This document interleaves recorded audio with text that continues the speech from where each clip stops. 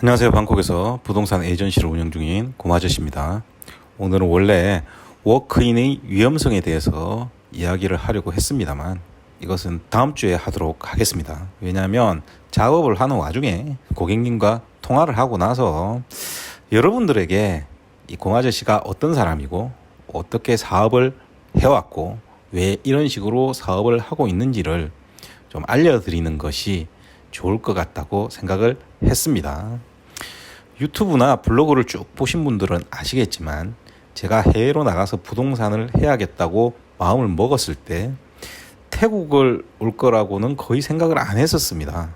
누구나 마찬가지겠지만 베트남을 생각을 했었고요. 그래도 시장 조사는 해야 해서 동남아 여러 나라를 가봤었습니다. 베트남은 기준금리가 너무 높아서 예금금리가 당시에 10% 가까이 됐었습니다. 그러면 개인 소득은 다른 국가에 비해 낮은데 예금금리가 높다고 한다면 주택은 답이 없다고 봤습니다. 그래서 바로 포기를 했고요. 사실 가장 마음에 든 도시는 자카르타였습니다. 그런데 인도네시아 같은 경우에 거주자가 아닌 외국인의 투자가 사실상 불가능한 곳이었습니다. 그래서 또 패스를 했습니다. 결국 방콕을 선택한 이유는 원래 저는 투자를 시키고 그것을 에어비앤비로 돌려서 관리를 하는 것을 사업 모델로 삼았었습니다. 그렇기 때문에 아무래도 임대료가 높고 물가도 높은 방콕이 가장 제격이었다고 생각을 했던 거죠. 그래서 제가 방콕에 오기로 결정을 했습니다. 그런데 문제는 제가 방콕 부동산에 대해 사실 아는 게 아무것도 없었다는 겁니다. 그냥 정말 무작배기로 왔거든요. 왜냐하면 제가 뭔가를 결정을 하면 뒤를 돌아보지를 않습니다.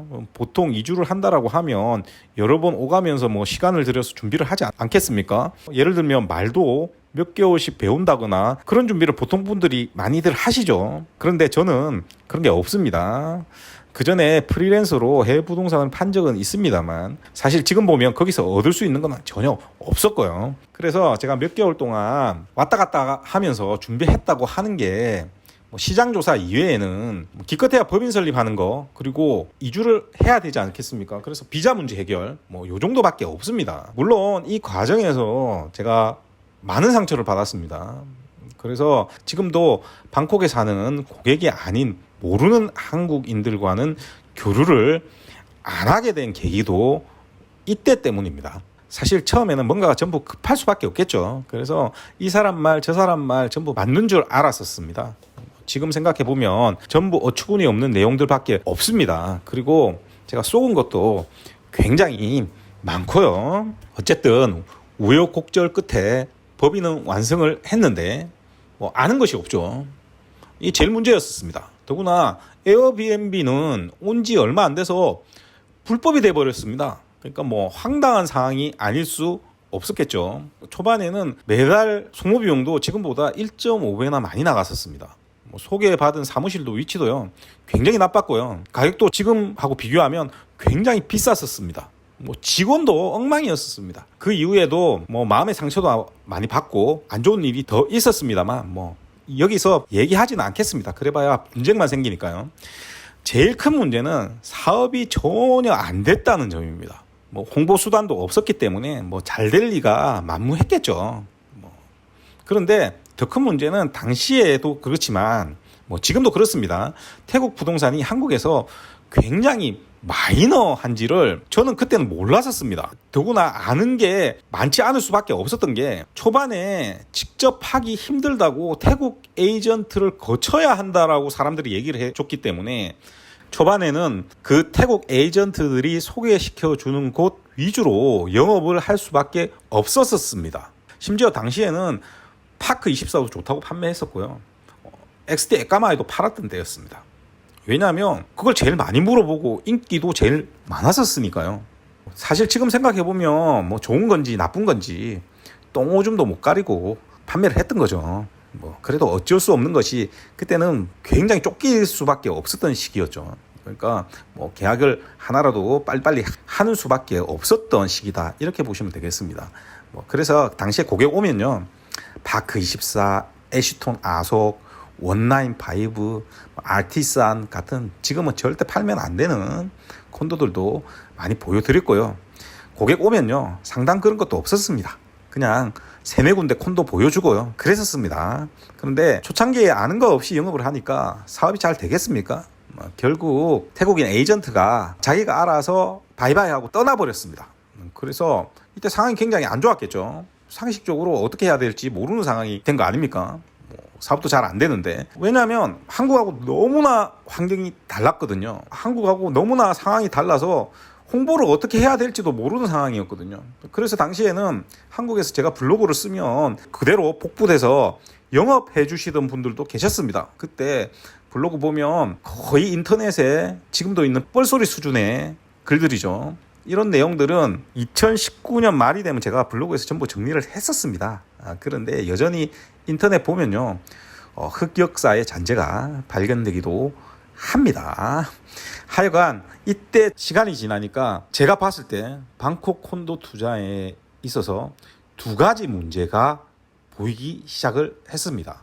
첫 번째 문제가 뭐냐면, 애초에 제가 에어비앤비 관리를 사업 모델로 했던 것이 있어서 쉽게 접근을 했는지는 모르겠습니다만, 관리가 태국 콘도 투자의 핵심이라는 것을 알게 됐습니다. 사실 이거는 태국뿐만이 아니라 해외 부동산 전체가 그렇죠. 그래서 이 부분을 더 강화하자는 것이 제 생각이었고요. 두 번째는 다른 태국 에이전시와 더 이상 협업을 하지 말고 직접 건설사하고 거래를 할 수 있는지 확인을 해보자는 것이었습니다.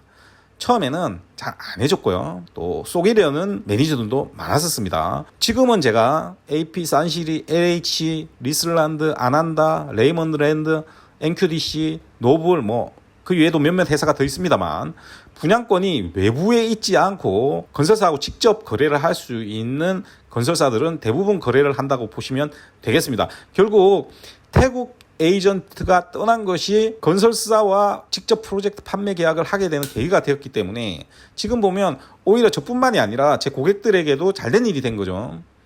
왜냐하면 협업했던 태국인 에이전트가 많이 안다는 생각이 저는 들지를 않았었습니다. 왜냐하면 제가 부동산업을 오래 했기 때문에 보면 알거든요, 어느 정도는. 그래서 한 번은 소개받은 태국 에이전트가 가격을 속이다가 발각된 경우도 있었습니다. 따라서 신뢰도가 많이 떨어진 상태였기 때문에 제가 에이전트하고 일을 계속 해야 되냐, 이런 생각을 하게 된 거죠. 그리고 결정적으로 이제 시간이 조금 지나다 보니까 이 에이전트나 여기 오래 좀 살았다는 한국인들이 저한테 했던 조언들이 좀 아닌 것 같다라는 것이 보이기 시작을 하더라고요. 그래서 제가 결정적으로 제가 찾아서 팔고 싶은 콘도만 팔아야겠다고 생각을 하기 시작을 했습니다. 그리고 저한테 굉장히 큰 영향을 준 콘도를 만났죠. 제가 그때서부터 콘도를 보는 시각이 굉장히 많이 바뀌었습니다. 그게 지금 에까마이에 짓고 있는 리듬 에까마이 이스테이트라고 보시면 됩니다. 그 부분에 대해서는 기니까 다음에 한번 시간이 나면 설명을 드리도록 하겠습니다. 그리고 제가 이렇게 할 수 있었던 이유는 제가 한국에서 이 분야의 일을 굉장히 오래 했었습니다. 아시는 분들은 아시겠지만, 그렇기 때문에 시간이 지날수록 내공이 빨리 쌓이게 되었다고 보시면 되겠고요. 그래서 예전에 에이전트들이 저한테 소개시켜줬던 그 콘도들의 단점도 너무나 많이 보이기 시작을 했던 시기라고 보시면 되겠습니다. 그래서 이때부터 앞에도 말씀드렸듯이 직접 제가 좋은 콘도를 찾고 다녔다고 보시면 되겠습니다. 결국 제가 직접 거래를 하면서 또 많은 생각을 하게 됐습니다. 그래서 이론적으로 제가 완성된 시기는 2020년 초반 정도로 생각이 됩니다. 이때는 거의 연구가 끝났다라고 보고요. 2019년 말쯤 됐을 때도 굉장히 많이 올라와 있던 상태였다고 보시면 되고, 그때 이제 제가 깨달은 게 고객들이 정말 어마어마한 위험, 즉 정말 잘못된 정보의 토대 위에서 투자를 하고 있었고, 그래서 많이 실패를 하고 있었다라는 것을 깨달았습니다. 특히나 나쁜 고정관념들이 굉장히 많다라는 것을 그때 알게 됐고, 그래서 그때쯤 처음으로 유튜브를 시작했던 걸로 기억이 납니다. 그래서 이렇게 고생을 좀 했더니 이제 슬슬 알려지기 시작을 해서 2019년 말쯤 되면 사업도 슬슬 되기 시작을 했다 보시면 되겠습니다. 그런데 아시다시피 코로나가 터졌지 않겠습니까? 사실 굉장히 절망적이었습니다. 왜냐하면 2주 후에 한 번도 흑자를 본 적이 없거든요, 제가. 그런데 코로나까지 터졌으니까 고민이 말이 아니었겠죠. 돌아갈까 말까 고민도 분명히 했었고요. 그런데 제가 결정을 내리고 제 와이프에게 했던 얘기가 있습니다. 우리 살 만큼 오래 살았으니까 안 되면 여기서 같이 죽자라고 했습니다. 정말이고요. 제가 여기를 접지 않은 이유는 딱 하나였습니다. 저한테 투자를 해놓으신 분들 아직 콘도 완성이 안 된 상태거든요. 제가 떠나버리면 그분들 콘도는 누가 케어를 합니까? 그리고 그렇게 해버리면 제가 지금까지 욕했던 사람들, 커미션 받고 나몰라라 한다는 사람들과 다를 게 뭐가 있습니까? 제가 직접 케어를 해주기로 했기 때문에 접을 수가 없었던 겁니다. 저는 정말로 그분들하고 했던 얘기를 지키고 싶었습니다.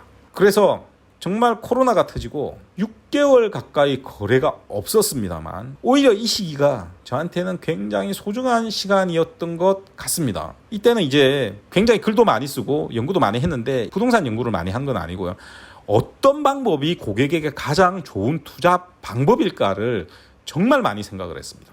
왜냐하면 태국으로 못 오는 상황이었으니까 더 많은 고민을 했겠죠, 제가.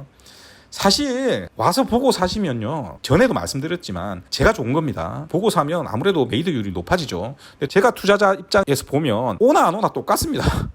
그리고 워크인 정말 실패할 확률을 높이는 행위고요. 인터넷에 알고리즘 광고에 현혹돼서 사시는 분들이 있는데 정말 정신 나간 짓입니다. 그러니까 이런 것들은 좀 지양을 하시는 게 좋습니다. 그리고 사업이 잘 되기 시작을 하니까 이제는 이제 소위 진상인 분들 생기기 시작을 하더라고요. 그래서 마음의 상처를 다시 받기 시작을 했었습니다. 사실 열의 9분은 아무런 문제가 없습니다. 근데 꼭 한 분 정도 그러신 분들이 있죠, 어디 가도. 그래서 지금부터는 제가 사람을 왜 가려서 투자를 시키냐, 이 부분에 대해서도 한번 말씀을 드리겠습니다. 저는 정말로요 20억짜리 콘도 사신다는 분이 있었는데 거절한 적이 있습니다. 왜냐하면 콘도가 분양되고 완성되고 소유권 이전을 하고 인테리어 하고 렌탈 하고 나중에 매각까지 한다라고 하면 저하고 몇 년을 커뮤니케이션 해야 됩니까? 사실 제가 건설사에서 커미션 받고 나면 몇 년간 이 일을 해도요 따로 관리 비용 10원도 받은 적이 없습니다. 그러니 머리 아픈 사람 만나면요 제가 할 일이 바이바이밖에 없어요. 즉 제가 약속하는 부분은 제 룰을 지키는 한도에서지 그 룰을 벗어나면 제가 더 이상 케어를 해드릴 방법이 없는 겁니다. 그러니 애초에 그런 모습이 보이는 분들하고는 제가 거래를 하면 다른 제 고객들한테 영향을 미치게 됩니다. 왜? 저는 한 명밖에 없기 때문이죠.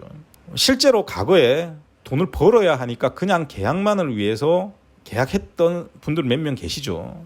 이제 그분들이 솔직히 지금도 머리가 많이 아픕니다. 그래서 실제로 케어를 중단하기로 통보한 분도 있습니다. 따라서 그 이후에 더 이상 이러한 일이 없도록 하기 위해서라도 저는 사람을 가릴 수밖에 없습니다. 그러니 여러분들이 블로그의 공지사항을 보면 저 고마우저씨가 하지 말라는 거 왜 저렇게 많냐라고 하시겠지만 제가 만들어 놓은 방법은 여러분들이 지름길을 갈 수 있도록 만들어 놓은 겁니다.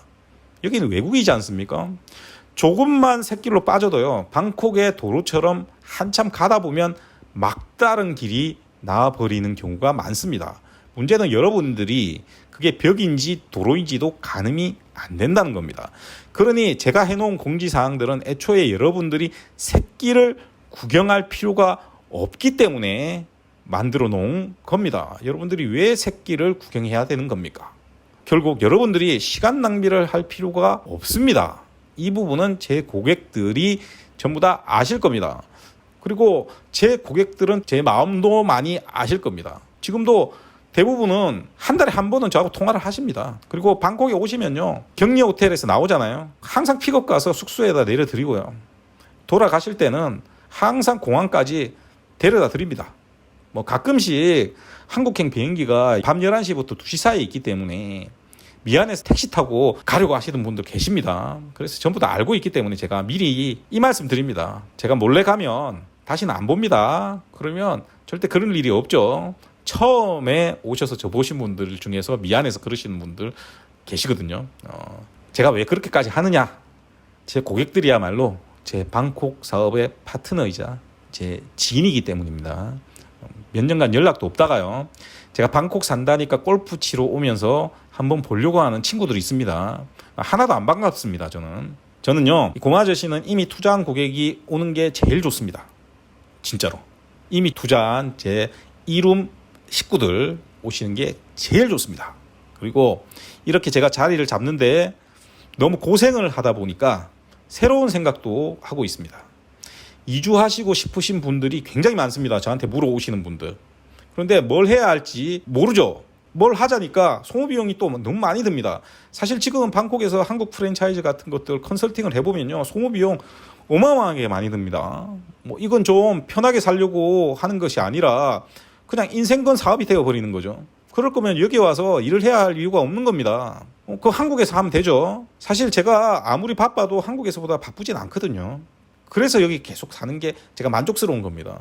그렇기 때문에 이런 부분에 맞춰서 작은 사업, 또 집, 그리고 애들 있으면 학교, 이런 것들을 패키지로 만들어서 이주 프로그램 만들어 놓으면 좋겠다고 생각을 해서 오래 전부터 사실은 작업을 좀 해오고 있었습니다. 그래서 연말 전에는 구체적으로 내용이 나오지 않을까 생각을 하고 있습니다. 사실 조금 넉넉하게 생활비만 나와도요, 살기에 충분하다고 저는 보거든요. 그래서 이 부분은 다음에 한번 말씀을 드리도록 하겠고요.